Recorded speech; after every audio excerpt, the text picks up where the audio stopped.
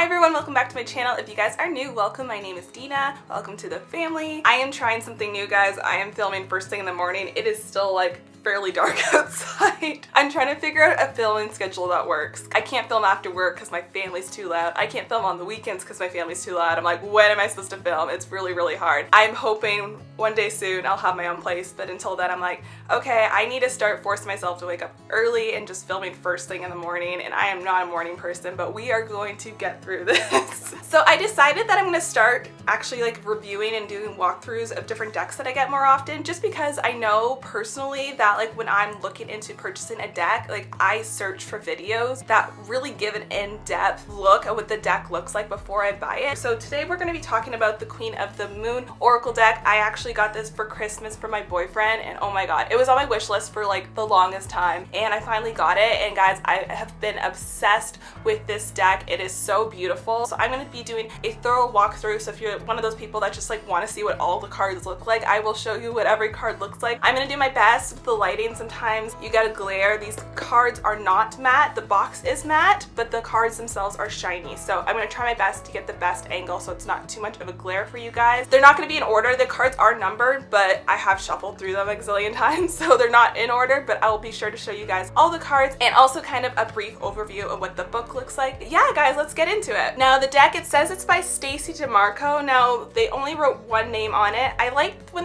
the decks put two names, like the author and the artist. So I'm guessing this is the person that wrote it. I wish the artist name was on the front too, just because the artist, like, it's such a big part of the Oracle deck. Like, it's when you get an Oracle deck, a lot of the time you get it for the pictures, right? Of course the messages are important, but I mean, the artwork is such a big part. So I was like looking through the book trying to figure it out because I like to give credit to the artist too. It says edited by Lisa Mackin and designed by Jessica Lee. So I'm assuming Jessica Lee is the one that did the artwork for this deck. Correct me if I'm wrong. So anyways, we get this book. Now the book, it starts with a contents, it starts with a little bit of an introduction.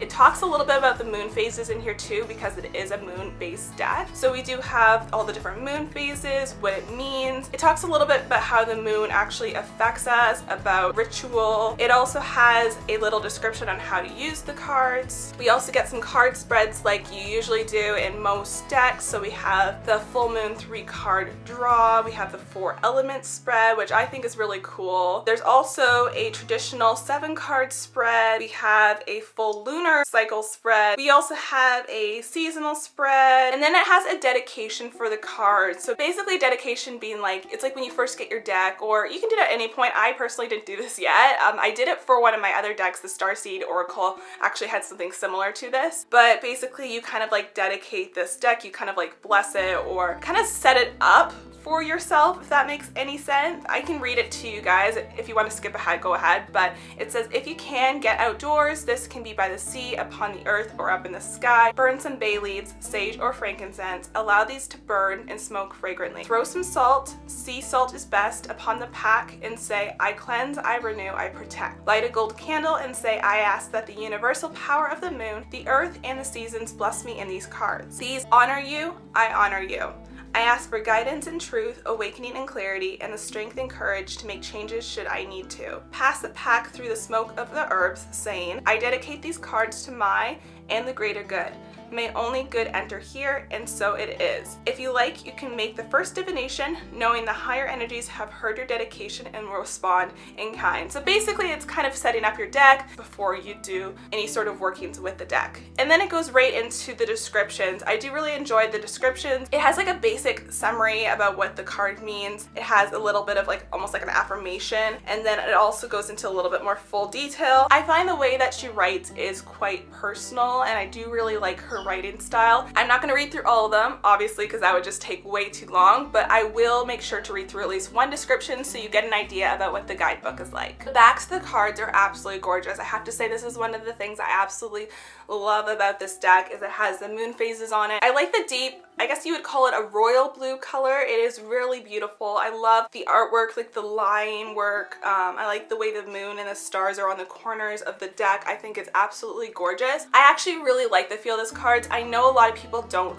like shiny cards and they prefer the matte cards. I love a good matte card, and yes, shiny cards are hard to film, but honestly when I got these cards I just thought they were just so beautiful. I was instantly drawn to them. I love the way they feel. The cardstock is nice. It's not super thick, but it's not thin either. Now on each card you'll notice that there is a number at the top. That makes it really easy to find the card in the book. Also, it has the type of moon in the small text, and then the main word is like almost like your prompt word, I guess.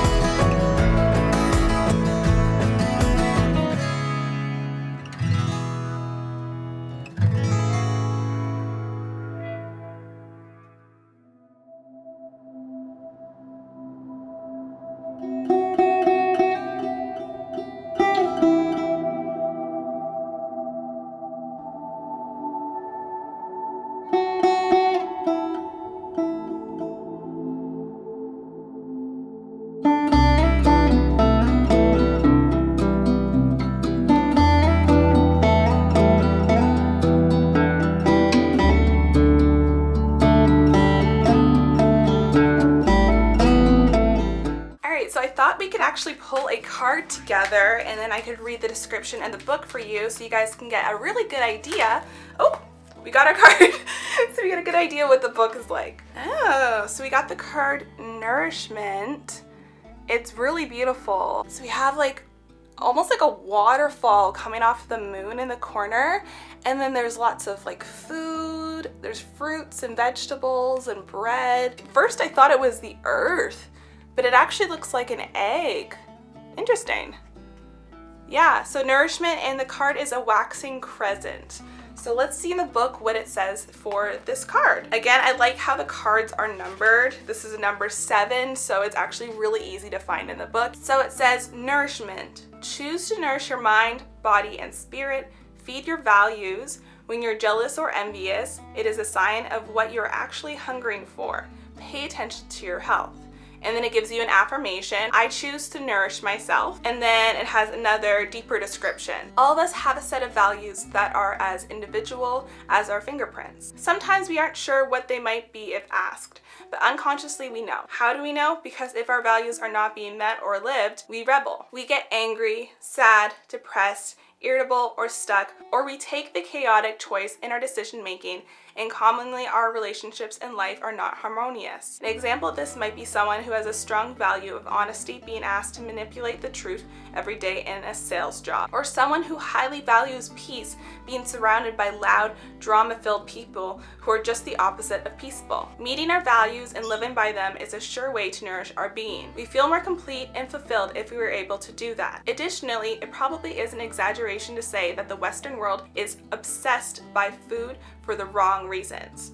Food is often used as pain relief. With many people overeating due to anxiety or pain, food becomes a diversion rather than something that is nourishing or even simply enjoyable. Learning to nourish bodies purely to give them what they really need is a key of mental and physical health. And then it also at the end gives you a companion stone or metal, and for this one it's emerald. So if you want to really, work on that, if you're someone who's not, really nourishing your body, your mind, your spirit, and you really want to, embrace that, while also taking the advice from the book, maybe you want to incorporate the stone that they recommend. And the thing I really like about these cards is I feel like you don't actually need the book. Like if you want a little extra something you can, but I find these really, really easy to intuitively read. And I've honestly connected with them just like instantly. Like I've been pulling like 1 or 2 cards every single day, and I absolutely love this deck, and it seems to just be bang on no matter what day I'm having. So I really highly recommend this deck. If I didn't get this for a Christmas present, I would have bought these with my own money. Like I absolutely love them so much. So thank you to my boyfriend for getting them for me, because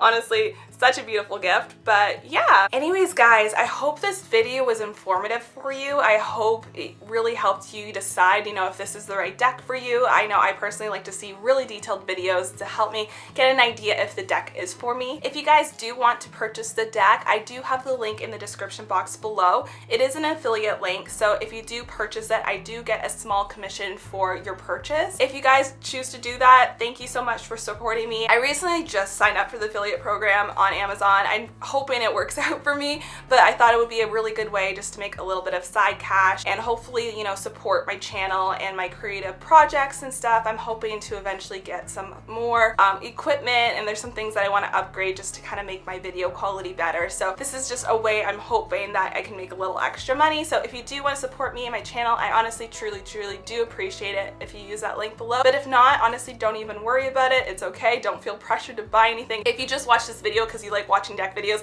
that is cool too. Thank you for watching this video. I truly do appreciate it. And I would absolutely love it if you guys give it a thumbs up and also subscribe to my channel. I put up new videos every single week. I hope you guys have an amazing day, and I'll see you guys in the next video.